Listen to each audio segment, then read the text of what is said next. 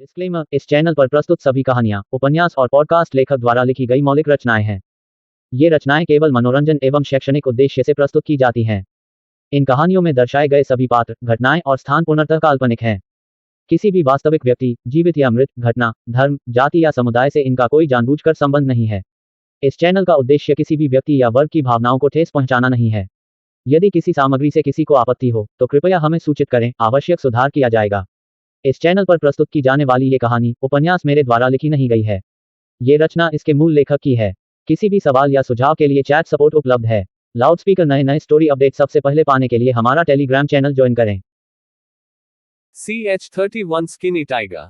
Tommy और बाकी सभी को अक्षत का चिल्लाना कोई सीक्रेट टेक्निक लग रहा था। अगर उन सब की सोच का अक्षत को पता चलता तो वो अपना सिर ही खंभे से मार लेता। अरे वो अपने साथ हुई नाइंसाफी के लिए यहाँ ईश्वर पर चिल्ला रहा है, गुस्सा निकाल रहा है, और तुम लोगों तो कुछ और ही समझ रहे हो। अक्षत अपना गुस्सा निकालने के बाद शांत हो जाता है और फिर बैठकर ख्याली पुलाव बनाने लगता है कि पावरफुल बनने के बाद एक हॉट और खूबसूरत लड़की से शादी करेगा और फिर उसके 2-3 बच्चे होंगे। वो एकदम मजे से अपनी जिंदगी गुजरेगा, उसका एकदम मस्त फ्यूचर है। वो अपनी वाइफ के साथ मस्ती करेगा और उसे पृथ्वी के बारे में बताएगा, वहां के सिविलाइजेशन और संस्कृति को बताएगा, वहां की टेक्नोलॉजी के बारे में बताएगा, वहां के मोबाइल फोन के बारे में, टेलीविजन के बारे में, ऐसे ही बहुत कुछ। बस उसके कल्टीवेशन पावर के जागृत होने की देर है। ये सब सोचते हुए अक्षत मुस्कुरा रहा था। वैसे भी थोड़ा ख्याली पुलाव बनाकर मजा लेने में क्या ही जाता था। हाँ, ये खुशी ज्यादा देर तक तो नहीं रहती, लेकिन चेहरे पर एक मुस्कान लाने के लिए काफी है। अक्षत अक्सर ही ऐसा ख्याली पुलाव बनाता है, आखिर वो खाली टाइम में करता ही क्या।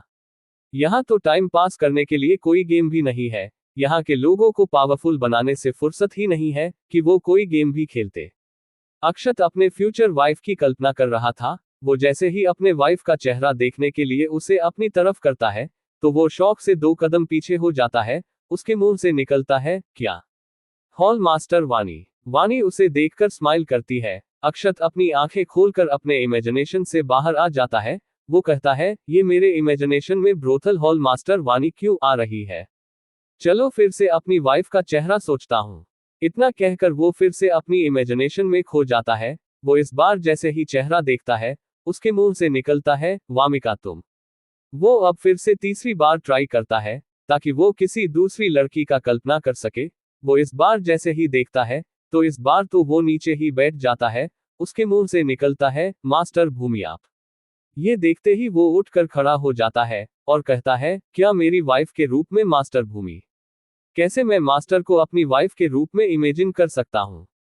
मुझे क्या हो गया है? मैं किसी और लड़की की कल्पना क्यों नहीं कर पा रहा हूँ? ये तीनों क्यों आ रही है? अक्षत अपनी इस जिंदगी में जिन लड़कियों से इस दुनिया में मिला था, उनमें से इन तीनों ने उसके दिल में कुछ ना कुछ जगह बना लिया था, सबसे ज्यादा तो उसकी मास्टर ने। हालांकि उसने उन्हें अपनी वाइफ बनाने के बारे में कभी नहीं सोचा था, लेकिन आज ये तीनों ही उसके दिमाग में आ रही थी। शायद ऐसा इसलिए था क्योंकि आजकल वो इन 2 लड़कियों से मिल गया था, और मास्टर भूमि तो उसके दिल में एक अलग ही जगह रखती हैं, वो उन्हें बहुत ही रिस्पेक्ट करता है। अक्षत अब उठकर अंदर जाता है। वो कहता है, मेरा दिमाग अब फालतू की बातें ज्यादा सोच रहा है, इसलिए मुझे कुछ काम करना चाहिए। ऐसे बैठे रहूंगा तो कहीं मेरा दिमाग कुछ गलत ना सोचने लगे। हाँ, ये ठीक रहेगा। मेरा दिमाग अगर किसी काम में लगा रहेगा, तो फालतू का कुछ ऐसा वैसा नहीं सोचेगा। इतना कहकर अक्षत हाथ में पेंट और ब्रश लेकर बाहर आता है और फिर टॉमी को अपने पास बुलाता है। टॉमी उसके पास आकर भाऊ भाऊ करता है, मानो वो ये पूछ रहा हो कि क्या हुआ मास्टर, आपने मुझे क्यों बुलाया है? अक्षत टॉमी को बड़े ध्यान से देखता है और फिर अपनी सिर ऊपर करके कुछ सोचने लगता। जब उसके दिमाग में कुछ आ जाता है, तब फिर वो टॉमी से कहता है, तुम बस ऐसे ही बैठे रहो। टॉमी तो अक्षत को देख रहा था और समझने की कोशिश कर रहा था कि आखिर उसके मास्टर करने क्या वाले हैं। अक्षत अब अपने काम पर लग जाता है। वो अपना ब्रश पेंट में डुबोता और फिर कुछ करता। वो अब काफी बिजी लग रहा था। उसने अपने दोनों हाथ में पेंट ब्रश ले रखा था और एक ब्रश तो अपने दांतों में दबा रखा था। कुछ देर बाद अक्षत ने अपना काम खत्म कर दिया था। अब फाइनल रिजल्ट की बारी थी। अक्षत टॉमी को देखते हुए कहता है, वाह, तुम तो बिल्कुल एक खतरनाक टाइगर लग रहे हो। ये सुनकर तो टॉमी एकदम खुश, वो घमंड से अपना सिर ऊपर कर लेता है और चक्कर लगाने लगता है। वो चक्कर तो ऐसे लग रहा था कि मानो वो सच में एक टाइगर ही हो, जो शान से अपने जंगल में चल रहा है। उसे देखकर तो बाकी के सब शौक में चले जाते हैं, उन्हें तो यकीन ही नहीं हो रहा था कि वो अपने सामने क्या देख रहे हैं। और फिर उन्हें हंसी आने लगती है। श्वेता कहती है, ये टाइगर कम चूसा हुआ टाइगर रज ज्यादा लग रहा है, जिसके पैर कुपोषण के कारण विकसित ही नहीं हो पाए और शरीर अजीब हो गया हो। ये कहकर तो वो और भी उसे देख देख कर हंस रही थी। टॉमी उन सबको तिरछी नजर से देखता है और सोचता है, मास्टर ने मुझे कलर करके टाइगर बना दिया, तो इन सबको देखी नहीं जा रही, जलते हैं सब साले मुझसे। वो अभी वहां खड़े होकर डिफरेंट डिफरेंट पोज दे रहा था, ऐसा लग रहा था कि जैसे वो अपनी फोटो क्लिक करवा रहा हो। अक्षत उसे देखता है तो उसे भी हंसी आ जाती है। वो कहता है, ऐसा लग रहा है कि टाइगर को पोलियो हो गया है। उस पर मास्टर को भी हंसते देख टॉमी सोचता है, क्या सच में मैं चुसा हुआ टाइगर लग रहा हूं, या फिर ये सब सिर्फ मेरा मजाक बना रहे हैं। वो अपना चेहरा पानी में जाकर देखता है, तब जाकर उसे पता चलता है कि हाँ, वो बिल्कुल एक चूसे हुए टाइगर की तरह लग रहा है। वो तुरंत ही पानी में कूद जाता है, क्योंकि उसने अपनी काफी बेइज्जती करा ली इन सब के सामने। वो तो घमंड में सिर उठाकर इन सब से अपना मजाक बनावा रहा था। और फिर शरीर से पेंट साफ करके निकल आता है। अक्षत उसके पास आकर कहता है, अरे तुम बीमार हो जाओगे। अक्षत झट से आग जलाता है, क्योंकि अब शाम हो चुकी थी। शाम के वक्त इन पहाड़ियों पर ठंड बढ़ जाती है। टॉमी सोचता है, कुछ भी हो मास्टर उसकी चिंता करते हैं। अगली सुबह स्पीति वैली सेक्ट। वामिका रात भर तलवार की प्रैक्टिस कर रही थी। वो कुछ अपने सेक्ट की टेक्निक की भी प्रैक्टिस कर रही थी। सुबह उसके पास सेक्ट का ही एक मेंबर आता है। वो पहले तो वामिका को ग्रीट करता है और फिर वो अपने पावर को चेक करने के लिए शक्ति स्टोन को निकालने को कहता है। वामिका अपने रिंग से शक्ति स्टोन निकालती है, लेकिन तभी वहां पूरा धूल ही धूल हो जाता है। वामिका और वह लड़का खांसने लगते हैं। उन्हें समझ ही नहीं आया कि ये धूल कहां से आ गई। जैसे ही सामने से धूल हटी, तो सामने तो धूल का ढेर लगा हुआ था। वामिका और वो लड़का दोनों उस ढेर को अजीब ही नजरों से देख रहे थे। वामिका को समझ नहीं आया कि वो तो शक्ति स्टोन निकाल रही थी, तो उसके स्टोरेज रिंग से इतना सारा धूल कहां से आ गया।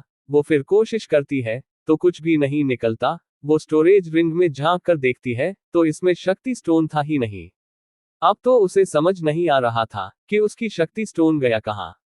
उसने तो अपने स्टोरेज रिंग में रख रखा था। तभी उसे कुछ समझ आता है, जिससे कि उसकी आंखें बड़ी हो जाती है। उसे समझ आ गया कि उसकी शक्ति स्टोन ही तो धूल बन चुका है। उसमें अब कोई भी कल्टीवेशन पावर जांचने की पावर नहीं बची। उसे याद आता है कि अंतिम बार इससे उसने अक्षत की जांच के लिए निकाला था। उसके बाद से ये स्टोरेज रिंग में ही पड़ी थी। उसने तो तब से इसका यूज नहीं किया था। इसका मतलब अक्षत सर के इस पर मात्र हाथ रखने से ये धूल बन गई, जबकि उनका एक एनर्जी का कण तक इसमें नहीं गया था। वो तो ये सोचकर लड़खड़ा जाती है। वह लड़का कहता है, क्या हुआ सीनियर वामिका। वामिका अपने आप को संभालते हुए कहती है, नहीं कुछ नहीं, मैं ठीक हूं। तुम जाओ किसी दूसरे श्रेष्ठ से शक्ति स्टोन लेकर जांच कर लो, मेरे पास वो अभी के लिए नहीं है। वो लड़का अब वहां से चला जाता है। वामिका अपने पिता राजीव के पास जाती है। उसके पिता कुछ तैयारी कर रहे थे। वो कहती है, आप क्या कर रहे हैं। राजीव कहते हैं, अरे तुम भूल गई क्या, हमें 3 दिन बाद होने वाले नागपुर एकेडमी के एडमिशन में जाना है। अरे हाँ, मैं तो भूल ही गई थी कि हम अंकल से मिलने जाने वाले हैं। वामिका ने कहा। Brothel hall. आज हॉल मास्टर फिर से डिश तैयार कर रही थी। उनके साथ उनकी सही से उनमें मदद कर रही थी उसकी सेविका। और दरवाजे से 2 लड़कियां झांक रही थी। ये थी यहाँ इस हॉल की ब्रोथल क्वीन दूसरी और तीसरी।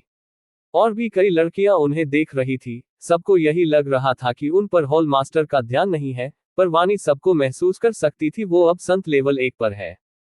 कोई भी कल्टीवेटर जब संत लेवल पर पहुंचता है, तो उसकी सेंस करने की शक्ति, सुनने की शक्ति, दूर तक देखने की शक्ति बढ़ जाती है। वो दूर से ही किसी की एनर्जी को महसूस कर सकते हैं।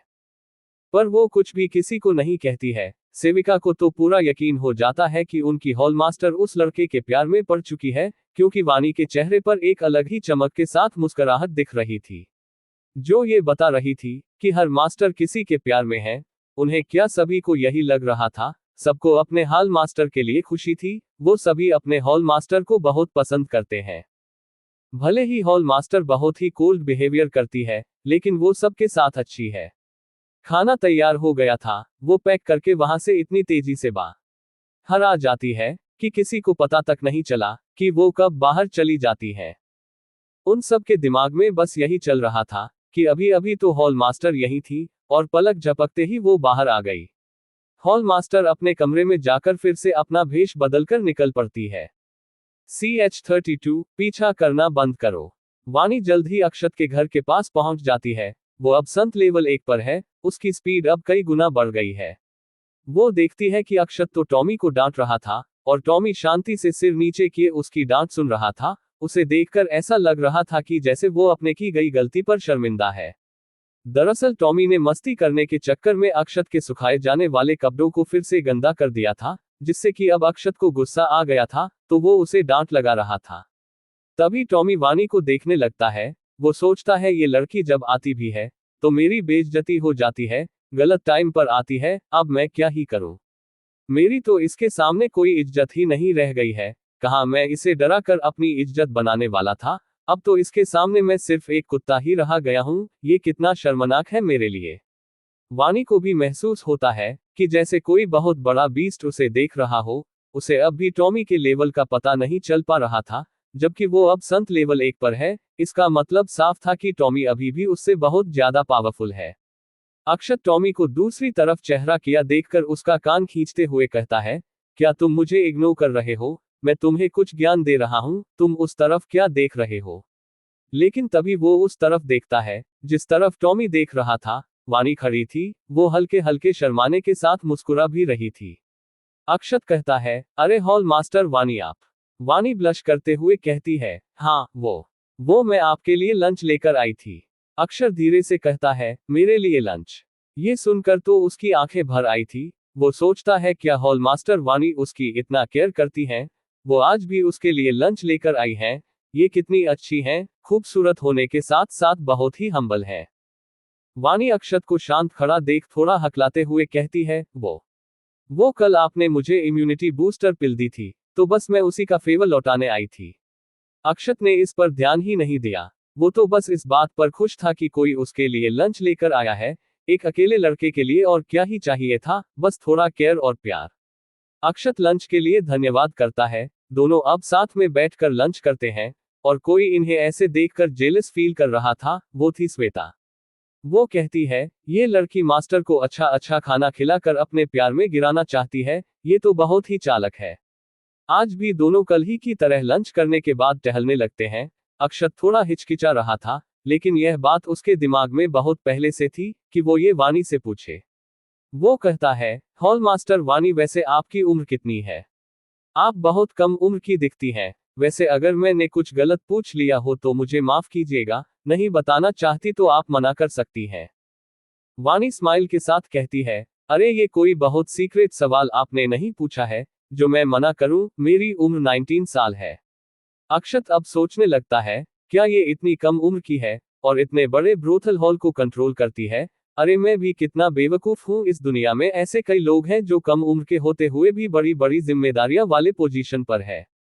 तभी तो मैं सोचूं कि ये इतना यंग क्यों लगती है। इसका मतलब हम दोनों ही सेम एज में हैं, मतलब हम दोनों के बीच। इधर वाणी के दिमाग में चल रहा था, उन्होंने मेरी उम्र पूछा, क्या ये मुझ में इंटरेस्टेड है? कहीं ये मुझे पसंद तो नहीं करते हैं? अगर इन्होंने मुझे अपनी फीलिंग्स बताई तो मैं क्या करूंगी? क्या मैं इनकी फीलिंग्स को स्वीकार कर लूं या फिर नहीं? ये सब सोचते हुए उसके गाल लाल हो गए थे, और धड़कने तेज। अक्षत की जैसी ही नजर वाणी पर जाता है तो वो तुरंत उसका हाथ पकड़ लेता है। वाणी तो अचानक से अक्षत की ऐसा करने से पूरा लाल हो जाती है। उसकी तो जैसे सांस ही अटक जाती है। एक तो इस बारे में ही सोच रही थी, उसके दिमाग में चलता है कि क्या अक्षत सर अपनी फीलिंग्स मुझे बताने वाले हैं? मैं तो अभी तक इसके लिए तैयार नहीं हूं। मैं अब इनका क्या जवाब दूंगी? मैं क्या जवाब दूंगी? हाँ या ना? अक्षत कहता है, अरे आपकी धड़कन तेज है और आपका चेहरा लाल है, कहीं आप बीमार तो नहीं है?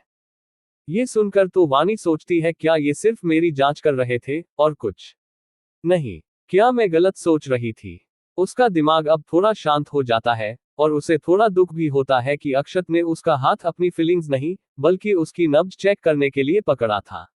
वो सोचती है मैं भी कुछ ज्यादा ही सोचती हूँ, भला 2 बार मिलने से कोई क्यों ये सब कहेगा, किसी को कोई इतने जल्दी थोट पसंद आता है। अक्षत के दिमाग में चल रहा था कि अरे तू पागल हो गया है, बिना पूछे कैसे तो किसी का हाथ पकड़ सकता है।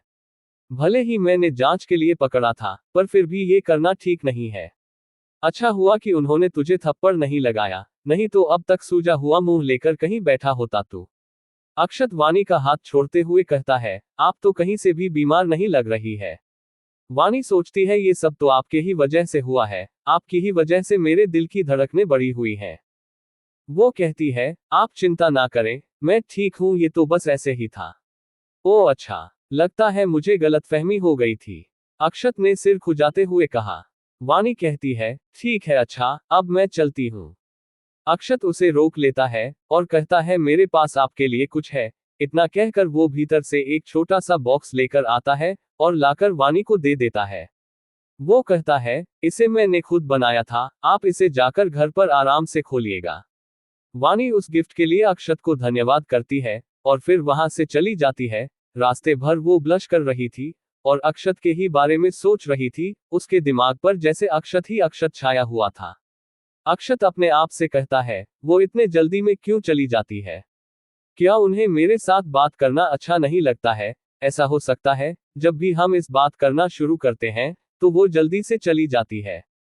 अक्षत अब मार्केट के लिए कुछ देर में निकल जाता है। वो आराम से जा रहा था, लेकिन कोई उसका पीछा कर रहा था। ये वही मिस्टीरियस आदमी था, जिसने कल उन दोनों डॉक्टर को मारा था। वो अक्षत का काफी देर से पीछा कर रहा था। अक्षत चलते चलते ही रुक जाता है और अपना चेहरा सिकोड़ लेता है। ऐसा लग रहा था कि जैसे उसने कुछ खराब सा खा लिया हो। वो कहता है, मेरा पीछा करना बंद करो। ये सुनकर तो वो मिस्टीरियस आदमी रुक जाता है और सोचने लगता है क्या उसे पता चल गया? नहीं, यह नामुमकिन है। मैं जिस टेक्निक का यूज कर रहा हूँ, उस टेक्निक का नाम शैडो हाइड टेक्निक है, जिससे कि बड़े से बड़े कल्टीवेटर भी मेरा पता नहीं लगा सकते हैं। तो ये कैसे हो सकता है कि एक मामूली इंसान ने मुझे सेंस कर लिया हो? ये नामुमकिन है। शायद मैंने कुछ गलत सुन लिया होगा। वो अब फिर से पीछा करना शुरू करता है। कुछ देर बाद अक्षत फिर से रुक जाता है और कहता है, मैंने कहा न कि मेरा पीछा करना बंद करो, जहां से आए हो वहीं लौट जाओ, नहीं तो अंजाम बुरा होगा। अब तो वो मिस्टीरियस आदमी घबरा जाता है, उसके पसीने छूटने लगते हैं। पहली बार उसने इग्नोर कर दिया। उसने सोचा कि शायद उसको कोई भ्रम था, लेकिन इस बार तो उसे साफ साफ धमकी मिली है। वो संत लेवल 2 पर है। उसके 2 लेवल ऊपर तक के कल्टीवेटर उसे सेंस नहीं कर सकते थे, लेकिन सामने के पसंद ने उसे महसूस कर लिया। इसका मतलब सामने का लड़का उससे कहीं ज्यादा पावरफुल है। वो उसके सामने कुछ भी नहीं है। अब तो उसकी फट रही थी। उसने कई बार अपने से पावरफुल लोगों से लड़ा है और आज तक किसी ने भी उसे पकड़ नहीं पाया था कि वो पीछा कर रहा है। लेकिन सामने के लड़के की बात ही अलग थी। एक तो वो उसके अंदर कोई कल्टीवेशन पावर को महसूस ही नहीं कर पा रहा था, इसलिए उसने उसे मामूली इंसान समझा, लेकिन किसी मामूली इंसान के लिए उसे महसूस कर लेना नामुमकिन था। उसे अब सामने यमराज दिखाई दे रहे थे। अक्षत पीछे मुड़कर खतरनाक शैतानी हंसी के साथ भरी आवाज में कहता है, आशा करता हूं तुम समझ गए होगे। उसकी इतनी खतरनाक शैतानी हंसी देखकर तो उस मिस्टीरियस आदमी की आत्मा तक कांप जाती है। उसके पैर तक थर थर कांप रहे थे। वो अब जमीन पर बैठ जाता है घुटने के बल। अक्षत अब वहां से जाने लगता है। इस मिस्टीरियस आदमी को अपने बॉस की तरफ से ऑर्डर मिला था कि वो वाणी जिस लड़के से आजकल मिल रही है उसका पता लगाए और उसके बारे में पूरी जानकारी लाकर दे कि वो क्या करता है, कहाँ रहता है, उसका क्या रूटीन है, सब कुछ। इसलिए वो वाणी का पीछा करते हुए इस जंगल में आया था, लेकिन वो अक्षत के घर के पास नहीं गया था, बल्कि यहीं पर रहा। वो वाणी से काफी दूरी बनाकर रहता था, ताकि वाणी को कोई शक ना हो। और फिर क्या था, वो तो यहाँ सिर्फ अक्षत के पते के बारे में जानने के लिए आया था, ताकि वो सब कुछ तैयार करके आराम से अक्षत का पीछा करता रहे। लेकिन फिर जब उसने अक्षत को देखा कि वो मार्केट की तरफ जा रहा था, तो फिर उसने पीछा करना शुरू कर दिया ताकि कुछ जानकारी तो लगी जाए उसके हाथों। CH-33 वंश हेड का ऑर्डर। उसे मिस्टीरियस आदमी ने अक्षत का पीछा करना शुरू किया था ताकि कुछ जानकारी मिल जाए, लेकिन उसे क्या पता था कि उसकी पोल खुल जाएगी। उसके माथे पर पसीने आ गए थे। उसका दिल डर की वजह से जोर जोर से धक धक कर रहा था। वो वहां से काफी स्पीड में निकल जाता है। अब जहां जान की बात आती है, वहां लोगों की स्पीड तो अपने आप ही बढ़ जाती है।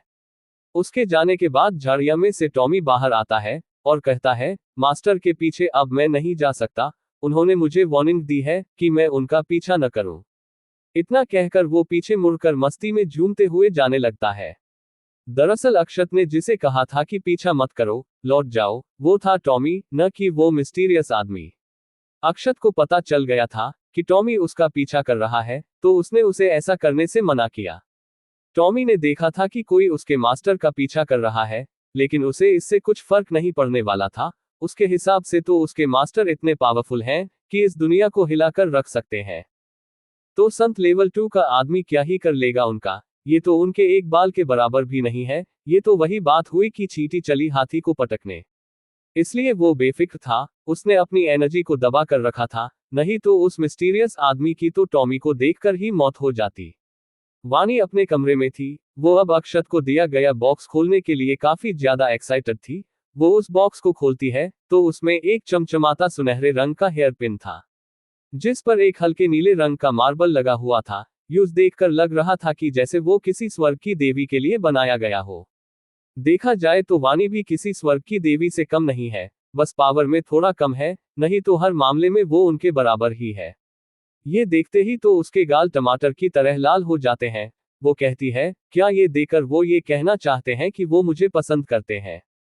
ये सोचते हुए उसके चेहरे पर मुस्कुराहट छा जाती है। दरअसल इस दुनिया में लोग हेयर पिन सिर्फ अपने दिल के करीबी लोगों को ही गिफ्ट करते हैं। किसी को हेयर पिन देने का मतलब है कि आप उसके दिल में एक खास जगह रखते हैं। लेकिन यह बात अक्षत को नहीं पता थी। वो जब से इस दुनिया में आया था, तब से सिर्फ यही एक ही जगह पड़ा हुआ था, इन जंगल की पहाड़ी पर। उसे बस यहाँ के कुछ नियम पता थे, और कुछ नहीं, न रीति रिवाज और न ही कोई मान्यताएं। उसे इन सब में इंटरेस्ट ही नहीं था, तो उसे ये सब कैसे पता होता कि किसी को हेयर पिन देने का मतलब है कि इनडायरेक्टली अपने प्यार का इजहार करना।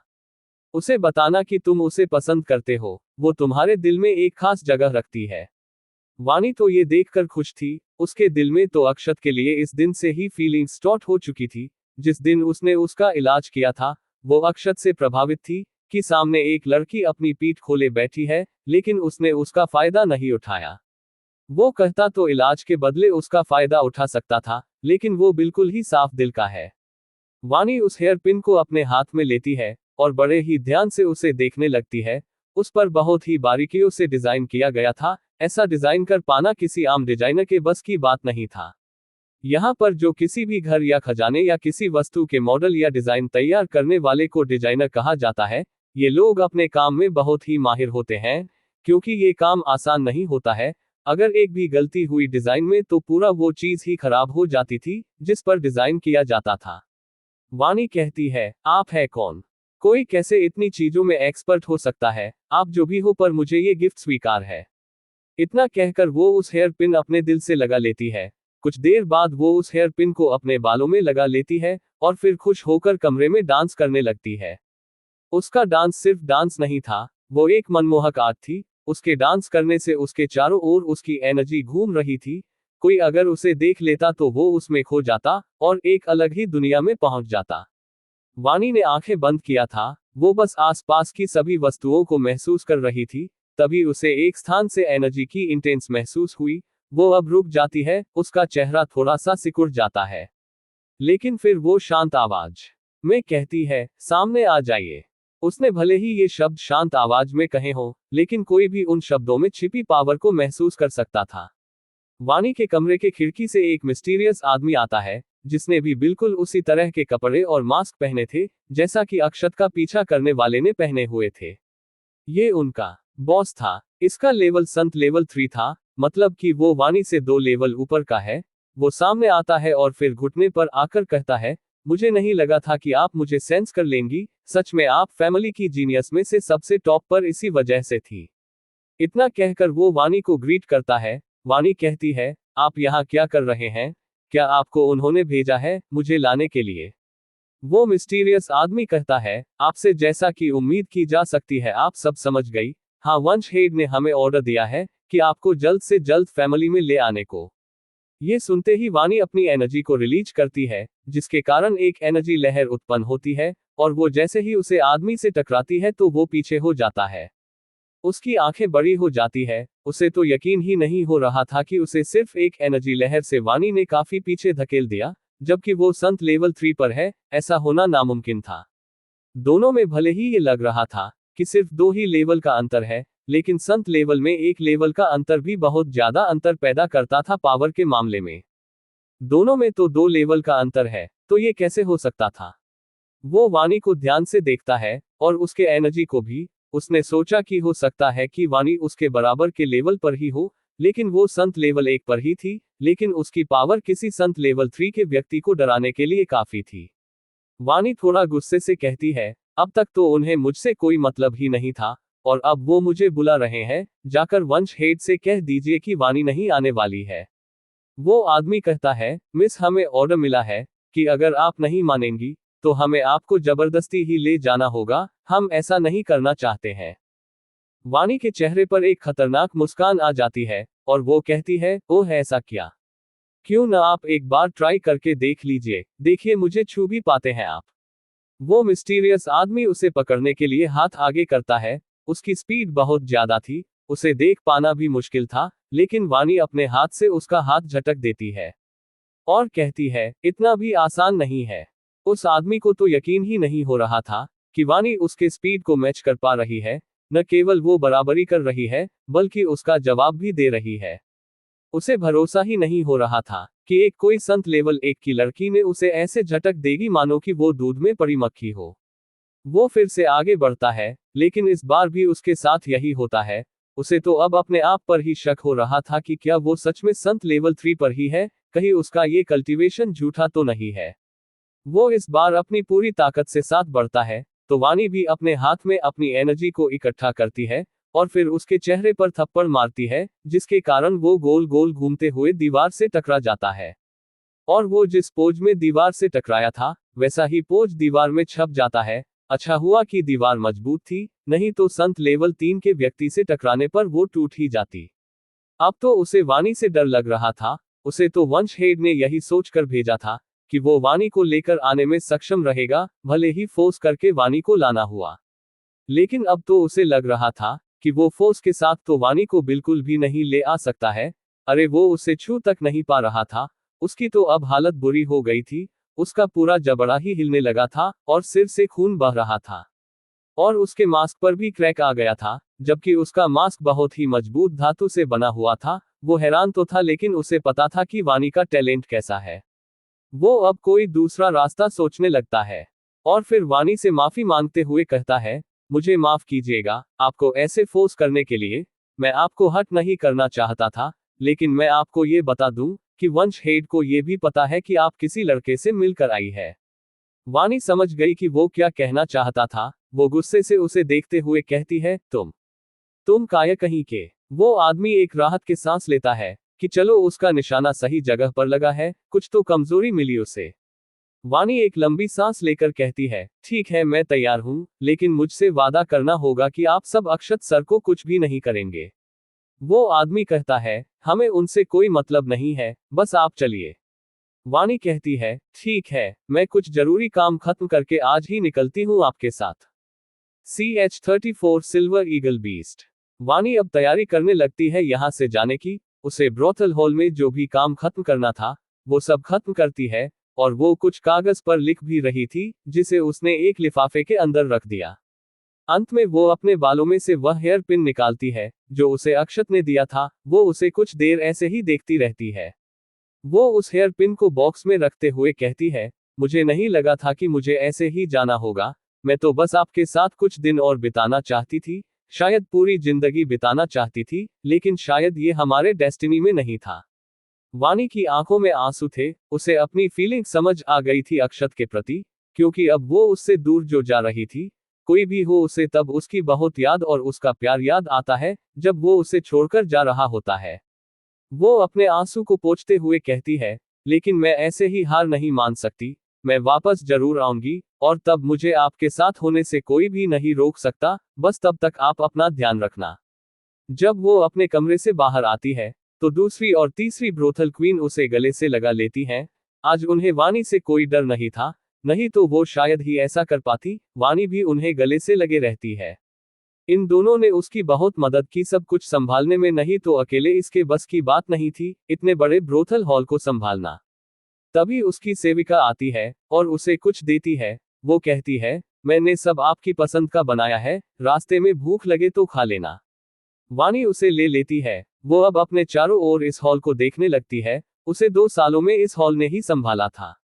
वो अब ब्रोथल हॉल से बाहर चली जाती है। वहां की सारी लड़कियां अपने हॉल मास्टर के जाने की वजह से दुखी थी। उन्हें भले ही आज तक अपने हॉल मास्टर का नाम और वो जहां से आई थी पता नहीं था, पर फिर भी सभी वाणी को बहुत पसंद करती थी। वाणी एक दुखद मुस्कुराहट के साथ सबसे विदा लेकर वहां से काफी दूर चली जाती है। उसके जाते ही उसकी सेविका रोने लगती है। वो वाणी को बहुत ही मानती थी, उसे तैयार करती थी, दोनों के बीच गहरा जुड़ाव हो गया था। वाणी वहां पहुंचती है जहां उसका वो सभी मिस्टीरियस लोग इंतजार कर रहे थे। करीब 5 लोग थे, उनका बॉस जो कि संत लेवल 3 पर था, और 2 लोग जो संत लेवल 2 पर थे, और 2 लोग जो कि संत लेवल 1 पर थे। वो सभी एक बड़े संत लेवल 2 के सिल्वर ईगल बीस्ट के साथ खड़े थे। सभी उसका ही इंतजार कर रहे थे। वाणी उन सब से कुछ भी नहीं कहती है, सभी उसके सामने सिर झुकाते हैं। सभी अब सिल्वर ईगल बीस्ट के ऊपर बैठ जाते हैं, और वो सिल्वर ईगल एक जोर की आवाज के साथ पंख फड़फड़ाता है और ऊपर आसमान में उड़ जाता है। वाणी अब नम आंखों से नीचे स्पीति वैली को देख रही थी। इसकी बहुत सी यादें हैं यहां से, खासकर अभी के बीते 1 हफ्ते में। वैसे ये सिल्वर ईगल बीस्ट उस बॉस का पालतू बीस्ट था। बीस्ट को पालतू बनाने के काम को बेस्ट टैमिंग कहते हैं। लोग बीस्टों को पालतू अपने काम में मदद की लेने के लिए बनाते हैं या फिर अपने पावर बढ़ाने के लिए। अब यही सिल्वर ईगल को ही ले लिया जाए, उसके जरिए वो लोग अपने स्थान पर कुछ ही दिनों में पहुंच जाएंगे, क्योंकि वो हवा में उड़ने में काफी तेज है। और वैसे ये सभी संत लेवल में हैं, तो उड़ तो सकते ही थे, लेकिन अगर वो सभी उड़ कर जाते तो इन्हें जल्दी ही एनर्जी की खत्म होने का सामना करना पड़ता है। छोटी दूरी तय करना आसान था, लेकिन बड़ी दूरी के लिए उन्हें बीच बीच में आराम करने और एनर्जी को रिस्टोर करने का सामना करना पड़ता, जिसे कि काफी समय लग जाता। और वहीं ये सब उसे उड़ने वाले बीस्ट के जरिए बहुत ही जल्दी कम समय में पहुंच जाएंगे। और कुछ लोग बीस्टों को अपनी पावर बढ़ाने के लिए फालतू बनाते थे, क्योंकि बीस्ट भी उनके पावर को ही सूचक होता है, जो बैटल में उनकी मदद कर सकता है। वैसे ये बीस्ट टैमिंग काम इतना आसान नहीं होता है। अगर आसान होता तो कई लोग बीस्ट टैमर ही बन जाते। बीस्ट को या तो लालच देकर या फिर धीरे धीरे उनसे दोस्ती करके या फिर जबरदस्ती फोर्स करके पालतू बनाया जाता है। लोग अक्सर बीस्ट से दोस्ती करके या फिर लालच देकर पालतू बनाते हैं, जबकि फोर्स करके पालतू बनाना आसान नहीं होता, क्योंकि आपको तब बीस्ट को हराना होगा और उसे तब तक पीटना होगा जब तक वो उसका पालतू बनने के लिए मान न जाए। और ऐसा कर पाना बहुत ही मुश्किल होता है। ऐसा करने के लिए कुछ धुरंधर निकले थे, लेकिन बीस्ट को पालतू बनने के चक्कर में आइसिस लड़ते लड़ते ही मारे गए, क्योंकि बीस्ट उसी लेवल के इंसान से ज्यादा पावरफुल होते हैं। जबकि धीरे धीरे उनसे दोस्ती करके पालतू बनाना सबसे आसान होता है, हालांकि ये समय बहुत लेता है। अक्षत मार्केट से अपने खाने का सामान लेकर आ गया था। वो ऊपर एक बड़े से सिल्वर ईगल को उड़ते देख कहता है, अरे ये बर्ड तो बहुत बड़ा है, अगर मैंने इसका शिकार कर लिया तो टॉमी और काले कौवे कई दिन तक अपना पेट भर सकेंगे। ये वही सिल्वर ईगल बीस्ट था जिस पर सभी लोग बैठे थे। सभी तो हवा में थे और अपने ही ख्यालों में खोए हुए थे। सिल्वर ईगल बीस्ट अक्षत की आवाज सुन लेता है। वो संत लेवल 2 पर था, तो उसके सभी सेंस काफी तेज थी। वो इंसानों से ज्यादा तो होती ही हैं, तो उसे अक्षत की आवाज सुनाई दे जाती है। वो उस तरफ उसे गुस्से से देखने लगता है और देखते ही समझ जाता है। वो सोचता है, क्या इस मामूली इंसान की इतनी हिम्मत कि मुझे मेरे जैसे एक महान सिल्वर ईगल को बर्ड बोल रहा है। लगता है ये अपनी जिंदगी से तंग आ गया है, तो फिर ठीक है, मैं तुम्हें मुक्ति दे ही देता हूं। वो अक्षत पर हमला करने की तैयारी करने ही लगा था कि उसे महसूस होता है कि उसे कोई भयानक तरीके से घूर रहा है। वो अब नीचे देखता है तो टॉमी और काला कौवा ही उसे घूर रहे थे, जो अक्षत के पास ही बैठे थे। वो उनकी पावर को महसूस करके थर थर कांपने लगा था। उसके तो डर के मारे पसीने छूटने लगे थे। वो झट से अपनी स्पीड बढ़ता है और वहां से काफी तेजी से उड़ने लगता है। बात यहां उसके जान पर जो आ गई थी, उस पर बैठे सभी लोग इसके लिए तैयार नहीं थे। सभी अचानक से उसकी स्पीड बढ़ाने से डिसबैलेंस हो जाते हैं। 2 व्यक्ति तो तुरंत संभल ही नहीं पाते और गिरने लगते हैं। वह तो अच्छा हुआ कि उन दोनों ने सिल्वर ईगल बीस्ट का पूंछ पकड़ लिया, नहीं तो वो दोनों नीचे गिर जाते और शायद उनकी कई हड्डियां तक टूट जाती। भले ही दोनों संत लेवल 1 पर थे, वो हवा में ऐसे अचानक अपने आप को संभाल नहीं पाते। सब कुछ तो ठीक था, लेकिन दो व्यक्तियों को हैरानी हो इस बात की हो रही थी कि वाणी भी संत लेवल 1 पर ही है, वो क्यों नहीं डिसबैलेंस हुई। उसके चेहरे पर एक भी सिकन नहीं था, यहां तक कि वो दोनों भी थोड़ा कुछ समय के लिए डिसबैलेंस हो गए थे, जबकि दोनों ही संत लेवल 2 पर है। उनका बॉस तो जानता ही था कि वाणी की क्या पावर है। जब वो उसे नहीं हरा पा रहा था तो ये तो मामूली बात थी। बॉस अपने बीस्ट से कुछ पूछता कि वो देखता है कि उसका सिल्वर ईगल बीस्ट तो डरा हुआ था, ऐसा लग रहा था कि जैसे उसने अपनी मौत को देख लिया हो। वो अब सोचने लगता है कि आखिर ऐसा कौन था जिससे कि सिल्वर ईगल बीस्ट इतना डर गया। मैंने तो उसे नोटिस ही नहीं किया। अभी पूछना ठीक नहीं है, बाद में पूछ लूंगा। काफी दूर आने पर जब सिल्वर ईगल को लगा कि वह अब सेफ है, तो वो फिर से नॉर्मल स्पीड में आ गया। वो दोनों जो उसका पूंछ पकड़े लटके थे, वो अब उसके ऊपर सही से आकर बैठ जाते हैं। इधर अक्षत हाथ सिर पर किए देखते ही रह गया कि वो ईगल यहां से कितनी तेज स्पीड में निकल गया। वो बड़बड़ाता है, ये तो हाथ से ही निकल गया, छोड़ो अब मैं क्या ही कर सकता हूं। वो टॉमी और कोए के सिर को सहलाते हुए कहता है, तब तक तुम दोनों इन खानों से काम चला देना जो मैं लेकर आया हूं। टॉमी तो बस आंखें बंद करके अक्षत के सहलाने का मजा ले रहा था, और काला कौवा भी। उन दोनों ने अभी उस सिल्वर ईगल को डराया था ताकि अक्षत उनको सहलाना छोड़कर उठ न जाए। दोनों सोचते हैं मास्टर गुस्सा नहीं हुए, वो कैसे अनजान बन रहे हैं कि जैसे उन्हें पता ही नहीं है कि उस सिल्वर ईगल बेस्ट को हमने डराकर भगाया है। अक्षत सोच रहा था कि क्या हाल मास्टर वाणी ने मेरा दिया गिफ्ट देख लिया होगा, उन्हें वो हेयर पिन पसंद तो आया होगा। वो अब कल आएंगी तो पता ही चल जाएगा, मैं तो उन्हें कल भी एक गिफ्ट दूंगा। इतना सोचते हुए वो आसमान को देख रहा था, उसके चेहरे पर एक स्माइल थी। शाम हो गई थी, अक्षत आग जलाकर बैठा था। वो पहले से ही बाजार से खाना लेकर आया था, वो अब उन्हें खाने लगता है और टॉमी और काले कौवे को भी देता है। टॉमी तो आंखें बंद करके आराम आराम से खा रहा था, मानो वो पूरा का पूरा स्वाद ले रहा हो। काला कौवा अपना खत्म करके टॉमी का देखता है, जिसके प्लेट में अभी कई पनीर के टुकड़े थे। वो झट से एक उठा लेता है और खाने लगता है। ऐसे ही वो अब बार बार करने लगता है। टॉमी ने तो उसे देखा ही नहीं, उसे क्या पता था कि उसकी आंखों के नीचे से उसके ही प्लेट से पनीर के टुकड़े गायब हो रहे हैं।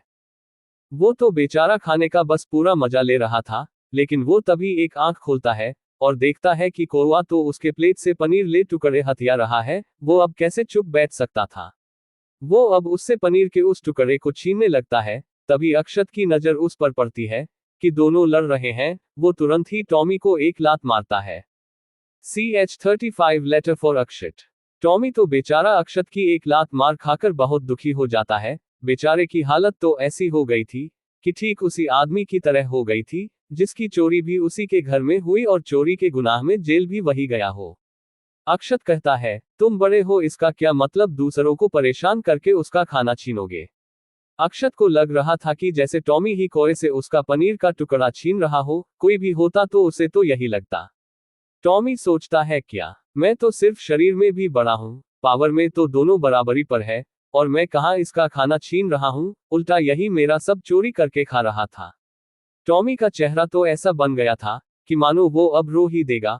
उसका चेहरा देखकर अक्षत को बुरा लग रहा था कि उसने उसे मार दिया। वो कहता है, तुम्हें दूसरों से छीनने की जरूरत नहीं है। तुम्हें भूख लगी है तो मुझसे मांगो, मैं तुम्हें न दूं तो फिर जो करना हो वो करो। इतना कहकर अक्षत अपने प्लेट से आधा खाना निकालकर टॉमी के प्लेट में डाल देता है। टॉमी तो एकदम खुश। अब तक वो जो इतना दुखी था, अब उसके चेहरे पर एक शैतानी हंसी थी। ऐसा लग रहा था कि जैसे वो कुछ बहुत ही बड़ा अचीवमेंट पा गया हो। वो तिरछी नजरों से कौवे को देखकर मुस्कुरा रहा था और सोच रहा था कि देख लो बेटा, मास्टर तो सबसे ज्यादा मुझे ही प्यार करते हैं। मेरा मायूस चेहरा उनसे देखा नहीं गया, इतना प्यार करते हैं वो मुझसे। कौवे का भी मन था कि वो भी अक्षत से मांगे, लेकिन फिर वो ये सोचकर रह गया कि अगर उसने भी ले लिया तो मास्टर क्या खाएंगे। इन सब का ड्रामा श्वेता देख रही थी। अक्षत से मार तो वो खाना चाहती थी, और उसका जूठा खाना भी, क्योंकि इससे उसका अक्षत के साथ इनडायरेक्टली किस हो जाती। उसके दिमाग में अक्षत से मार खाने का विचार चल रहा था, और उसके मुंह से लार टपक रहा था क्योंकि वो मार ठरक से भरी हुई थी। अगली सुबह अक्षत उठकर जल्दी जल्दी अपना काम खत्म करता है और फिर नहा धोकर अच्छे से तैयार हो जाता है, और फिर वो बाहर कागज पर पेंटिंग करना शुरू करता है। वैसे अक्षत की एक पेंटिंग बनाने में ज्यादा से ज्यादा 10 मिनट ही लगता है, वो पेंटिंग करने की कला में एक्सपर्ट जो है। लेकिन ऐसा लग रहा था कि वो आज पेंटिंग बना नहीं रहा था, बल्कि एक्टिंग कर रहा था पेंटिंग करने की। ऐसा लग रहा था कि जैसे वो किसी मूवी की शूटिंग कर रहा हो। वो सोचता है क्या ये करना ठीक है? हाँ, ये करना तो बिल्कुल सही है। वैसे भी जहां तक लड़कियों को जानता हूं, उन्हें पेंटिंग्स बहुत पसंद आती है। आज तो मैं एक झकास पेंटिंग बनाकर उन्हें इम्प्रेस कर दूंगा। अक्षत कहता है, आज तो मेरे प्यार में ही वो पड़ ही जाएंगी, और फिर मेरी एक गर्लफ्रेंड होगी जिसके साथ मैं बातें करूंगा। ही। अक्षत हंसते हुए अपने अलग ही ख्यालों में खो जाता है। अक्षत अब सुबह से ही इंतजार कर रहा था। दोपहर हो गई थी लेकिन अब वाणी नहीं आई। वो काफी देर और इंतजार करता है। अब शाम होने वाली थी। अक्षत को तो बैठे बैठे कमर दर्द करने लगा था। वो निराश हो जाता है। अपने आप से कहता है, तू अक्षत कितना पागल है। वो 2 दिन तेरे लिए लंच क्या लेकर चली आई, तो तू उसे गलत समझ गया। वो तुझ में बिल्कुल भी इंटरेस्टेड नहीं है, वो तो बस तुम्हारे इलाज के लिए एहसानमंद थी। अरे भला उस जैसी खूबसूरत लड़की तेरे जैसे जीरो कल्टीवेशन वाले को क्यों पसंद करेगी? तू तो हैंडसम भी नहीं दिखता है, न तू बहुत अमीर है। तू भूल गया क्या कि इस दुनिया में पावर मायने रखती है? यहाँ मामूली इंसान होना कीड़े मकोड़े के होने के जैसा है। श्वेता तो अक्षत की कुछ बातें सुन लेती है। उसको एक झटका लगता है, क्या मास्टर हैंडसम नहीं है? ये मैं क्या सुन रही हूँ? मास्टर से ज्यादा तो हैंडसम शायद ही दुनिया में कोई होगा। वैसे अक्षत बहुत ज्यादा हैंडसम नहीं था, एवरेज ही था, लेकिन उसकी मुस्कान और भोला चेहरा ही उसको क्यूट बनाता था। उसके चेहरे से कोई भी समझ जाता कि वो दिल का कितना साफ है। अक्षत अब अपनी जगह से उठते हुए सोचता है, छोड़ो भी, वो नहीं आई तो न सही, मुझे क्या फर्क पड़ता है। मैं उनका इंतजार थोड़ी कर रहा था। सुबह से मैं तो अपनी पेंटिंग तैयार कर रहा था बस। ऐसा सोचकर वो अपने दिल को तसल्ली दे रहा था। वो अब मार्केट की तरफ जा रहा था। वो बड़बड़ाता है, मैं तो मार्केट बस कुछ खाने की चीज खरीदने जा रहा हूँ, कोई मैं ब्रोथल हॉल में हॉल मास्टर वाणी से थोड़ी मिलने जा रहा हूँ। अक्षत मार्केट आ गया था। वो बगल का एक दूसरा रास्ता लेता है ताकि उसे खीर चंद्र ना मिल जाए, नहीं तो वो उसे बैठा कर खाना खिलाएगा, जिसमें उसका काफी टाइम बर्बाद हो जाएगा। वो चलते चलते ब्रोथल हॉल के पास पहुंच गया था। वो अपने आप से कहता है, मैं यहाँ जानबूझकर थोड़ी आया हूँ, बस ऐसे ही चलते चलते आ गया। अब अगर मैं यहाँ आ ही गया हूँ तो हॉल मास्टर वाणी को मिलते करता चलूं। हाँ, बस हाय हेलो ही करूंगा, ज्यादा बातें नहीं करूंगा। वो जब ब्रोथल हॉल पहुंच तो आज हॉल में चहल पहल नहीं था। एक दो लोग ही दिखाई दे रहे थे, नहीं तो ये पूरा हॉल ही भरा रहता था। कोई वहां बातें कर रहा होता, कोई वहां संगीत सुन रहा होता, कोई डांस देख रहा होता, लेकिन आज काफी सन्नाटा था। वो सोचता है कहीं कोई मर गया क्या, जो यहाँ पर इतना सन्नाटा पसरा हुआ है। वो तभी वहां से गुजरती एक लड़की से पूछता है कि हाल मास्टर कहाँ है। वो लड़की अक्षत को पहचान जाती है। वैसे भी अक्षत तो जब से वाणी के साथ एक कमरे में गया था, तब से वो इस ब्रोथल हॉल का स्टार बन गया था। भले ही उन दोनों के बीच ऐसा वैसा कुछ भी न हुआ हो, लेकिन सबकी नजरों में दोनों के बीच बहुत कुछ हो गया था। तो भला ये लड़की उसे कैसे न पहचानती? वो लड़की कहती है, अक्षत सर, आप हॉल मास्टर ने कहा था कि अगर आप आते हैं तो आपको उनके पास तक पहुंचा दिया जाए। ओह अच्छा, तो कहाँ है हॉल मास्टर? अक्षत ने कहा। वो लड़की अक्षत को एक कमरे तक ले जाती है और फिर दरवाजे पर से ही कहती है, हॉल मास्टर अक्षत सर आ गए हैं। इतना कहकर वो लड़की अक्षत को आगे जाने का इशारा करती है। अक्षत आगे जाता है। वो जब अंदर पहुंचता है तो सामने के सीट पर ब्रोथल हॉल की दूसरी ब्यूटी क्वीन को बैठा देखता है। उसे तो समझ ही नहीं आया कि हॉल मास्टर के सीट पर वाणी की जगह वो क्यों बैठी है। अक्षत उससे कहता है, हॉल मास्टर कहाँ है? वो कहती है, मैं ही हूँ हॉल मास्टर। अक्षत का चेहरा अब अजीब सा बन जाता है। वो कहता है, पर तुम कैसे, वो कहाँ है? दूसरी ब्रोथल ब्यूटी क्वीन जो कि अब हॉल मास्टर है, वो कहती है, दरअसल आज से मैं ही ब्रोथल हॉल की हॉल मास्टर हूँ। पुरानी हॉल मास्टर ने मुझे ये जिम्मेदारी सौंपी है। मैं यहाँ की नई हॉल मास्टर हूँ, और वो अब यहाँ से चली गई है। क्या चली गई? पर क्यों और कहाँ चली गई? अक्षत ने शौक होते हुए कहा। हॉल मास्टर कहती है, क्यों का उत्तर तो मुझे भी नहीं पता, और वो कहाँ गई हैं, ये तो उन्होंने मुझे नहीं बताया। शायद वो जहाँ से आई थी वही गई हैं, लेकिन हम में से किसी को भी नहीं पता कि वो कहाँ से आई थी। उनके बारे में तो सिर्फ उनसे पहले की हॉल मास्टर ही जानती थी, जो कि अब मर चुकी है। अक्षत अब सोचने लगता है, उसे याद आता है कि वानी ने बताया था कि वो यहाँ पर ब्रोथल हॉल के कनेक्शन को यूज करके जीवित जहर के इलाज को ढूंढने के लिए आई थी, और शायद जब उसका इलाज हो गया तो वो चली गई। अब तो अक्षत को एक धक्का सा लगता है। हॉल मास्टर समझ गई थी कि अक्षत को कुछ भी नहीं पता था। उसे बुरा भी लग रहा था कि इन दोनों की प्रेम कहानी तो बस शुरू हुई थी कि खत्म भी हो गई। अक्षत निराश था। वो कहता है, ठीक है, अब मैं चलता हूँ। तभी वो अक्षत को रोकते हुए कहती है, पुरानी हाल मास्टर में मुझे एक लिफाफा दिया था, शायद उसमें आपके लिए कोई लेटर है। मैंने उन्हें लिखते देखा था।